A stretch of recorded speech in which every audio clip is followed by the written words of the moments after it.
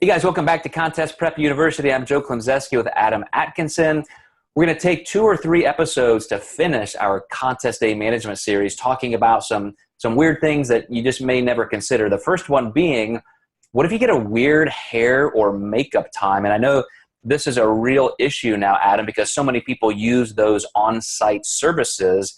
I've got clients waking up at 3 in the morning to get their hair or makeup done, and nothing at all that I would love to have as a scenario to contend with. But if that has to happen, how do you manage that? Yeah, so usually when I have someone like a 3 a.m., makeup time, it does depend on the context of what I've seen with their progress photos. But I would say for a majority of my clients, I will have them maybe wait to have that first meal until about their normal time. But I will, however, have them start drinking water, because if they have that empty stomach and they're getting water in, they're going to have more water in the muscle tissue when they have that next meal. So it's a good guarantee you can get some water into the muscle, which is nice. So you can use that as an advantage. And if they are done early enough, I have them go back to bed and just relax a little bit, and then try to make the rest of the day seem as normal as possible. Mm-hmm.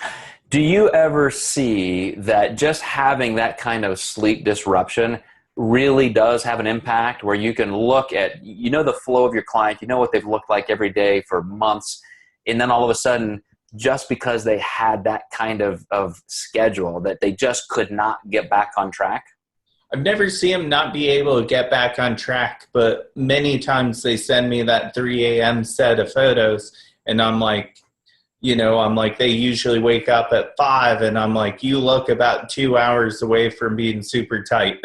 And you probably see that a lot too. Yeah, one of the things that I would tell people, first of all, try and get out of that if you can. Make your appointments ahead of time. Get on the schedule at the times you want. Maybe it's just not even worth it.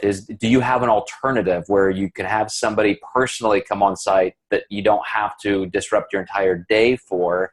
And another thing is, a lot of people aren't getting great sleep anyway, because it's a high anxiety time that day before the show. But I would say, definitely trying to get to bed early, making sure that you get as much sleep as you can.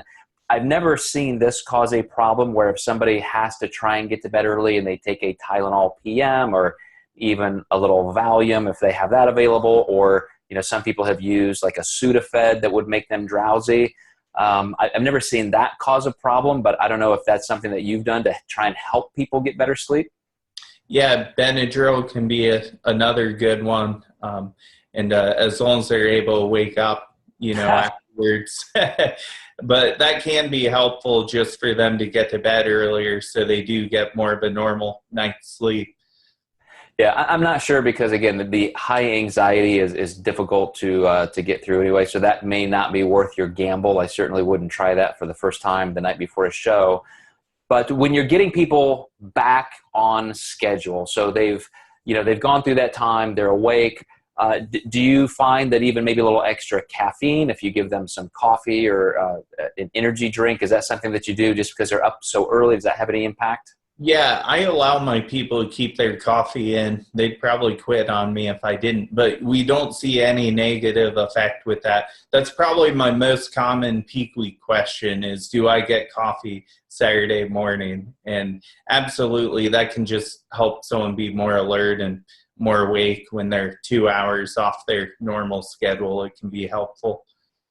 And we've talked about this. I'll finish with this caveat for this particular topic, but I've mentioned that sometimes getting a little bit harder than normal cardio, I mean, not just walking, but actually jogging, just getting to the point where you may be sweating, maybe kind of a full workout, 30 to 40-minute upper body workout on contest morning can be extremely helpful in just getting your glycogen turnover in a normal state, using fluid, getting your body temperature up, so even your subcutaneous sweat glands are evaporating, things a little bit quicker.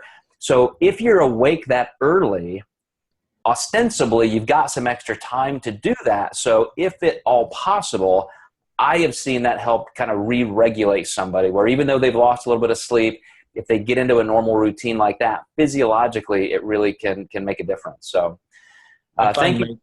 People are tighter after they do something like that in the morning. So usually I'll schedule like a walk or something like that, just depending on what's available at their hotel. Absolutely. All right, guys, we got another episode or two to round out this series. So stick with us and we will be back soon.